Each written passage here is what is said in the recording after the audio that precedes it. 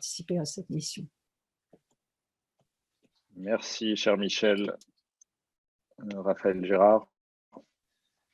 Merci, Monsieur le Président. Madame la rapporteure, écoutez, je suis ravi, même si j'ai rejoint cette mission après qu'elle ait terminé son travail d'audition.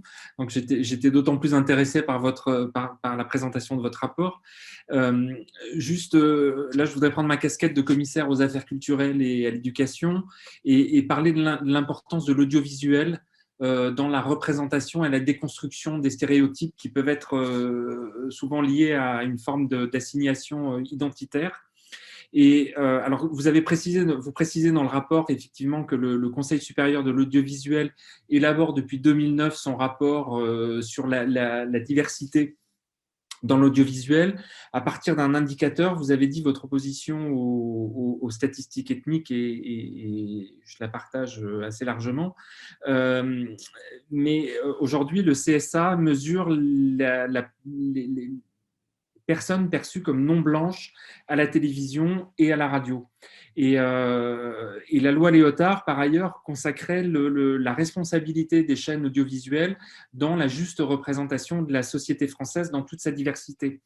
Donc aujourd'hui, ce rapport a le mérite d'exister. Pour autant, le CSA n'a pas de pouvoir coercitif pour inciter les chaînes ou sanctionner les chaînes qui ne respecteraient pas cette obligation de représentation de la société française et de la diversité de la société française.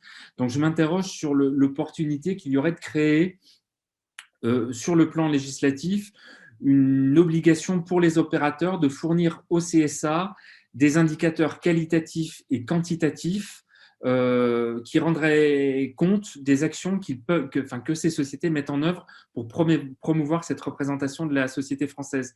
Et je m'appuierai sur un exemple qui commence à porter ses fruits, qui est celui qui a été mis en place par France Télévisions, qui en interne a défini des indicateurs de visibilité des Outre-mer et des cultures ultramarines sur les chaînes de France Télévisions. Et on voit que c'est à la fois une démarche volontaire qui permet à chaque société audiovisuelle, en tout cas là pour France Télé, de définir ses indicateurs, ses objectifs et la manière de les évaluer, et ensuite de rendre compte au CSA de l'atteinte des objectifs que la société s'est elle-même fixée. Donc on est sur une espèce de dispositif un peu gagnant-gagnant qui fait que à la fois les sociétés audiovisuelles sont obligées dans le cadre de France Télé de faire cet exercice sur elles-mêmes, de la manière dont elles montrent la diversité et qu'elles permettent à chaque Français de se reconnaître dans ce qui est proposé dans les programmes audiovisuels, tout en gardant la main sur ces indicateurs. Et ça rejoint un peu les indicateurs que vous évoquiez pour le monde de l'entreprise et le plan annoncé par Madame Moreno. Voilà, c'était une simple remarque sur cet aspect-là.